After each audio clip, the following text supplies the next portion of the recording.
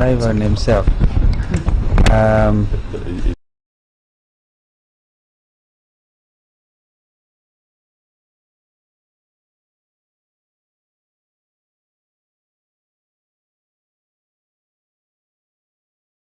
The second deputy president, Honorable Rigathi, needed a lot of time with the doctors.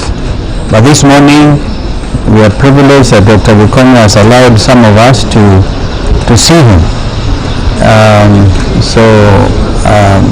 have been able to see him along with Dr. Mheshimiwa Eugene Wamalwa and Senator Mutu on behalf of the senators who are here. And so we thank God that he looks stable.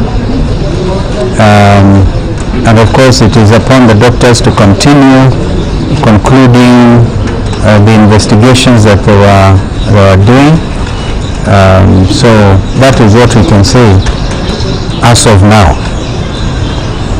We all watched what happened in the Senate, and some of you may have seen the interview that I conducted on Citizen Television, where I predicted that things were going to move very, very fast. The whole thing predetermined. I once was Deputy Speaker of Parliament, and one of the worst mistakes you can make as a legislator is to anticipate debate. The whole National Assembly anticipated the outcome of the deliberations of the Senate. But we want to thank the senators. We want to thank the legal. As has been said, it is historic, and it's all because of Constitution 2010, which is why we are saying he is a second deputy president. Even as we speak, he is still deputy president. So I was the 10th vice president. Eugene Wamalwa is the other brother, was what version? The eighth. So these things are important. It's part of our history. It's part of our heritage as a people.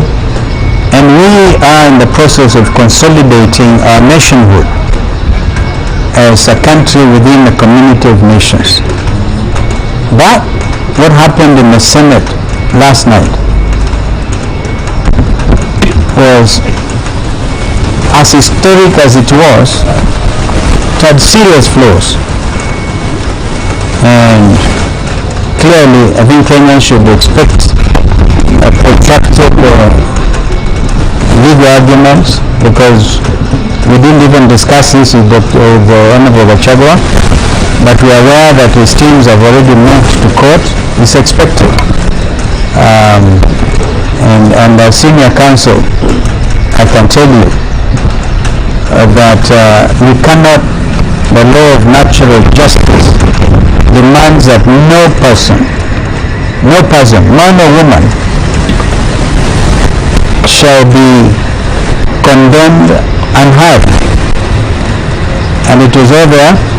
Senior Counsel Paul Mute, leading a very strong team, were able to argue with regard to what the Constitution at Article 145 5B says.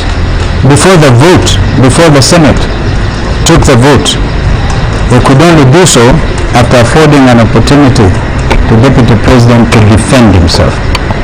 There are other arguments, of course, by Senior Counsel Jim Orengo and Tienda Molo on the other side, and Wimbe. Yeah, so we respect all of that. But truth be told, this whole thing smacks of injustice, gross injustice, political manipulation, and all of us know this is a political trial. And therefore, once again, we want to thank the senators who stood firm on both sides. We can't condemn even those who voted for the impeachment. We can't condemn. They did what was their responsibility, regardless of what may have happened in the back rooms or wherever. And then the country continues to learn a lot from this impeachment process. So once again, we wish Mheshimiwa Rigathi Gachagua very quick recovery, and we thank God that He has spared his life. He is a giver of life, and by His stripes, we believe that Gachagua will be healed. Kama kuna kitu mwenzangu angeongeza, anaweza kuongeza, and one senator maybe, one zua kwa Kiswahili ndio nikusema, basi nikusema kwamba tumemwona napata fursa ya kumwona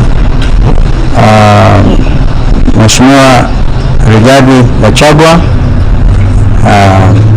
naibu wa rais wa awamu ya pili chini ya katiba 2010, na twashukuru Mungu kwamba anaendelea vyema kulingana na ripoti ambayo tumepatiwa na madaktari, lakini bado ako na udhaifu, na kwa hivyo hatunge hata kumzungumzia hata zaidi.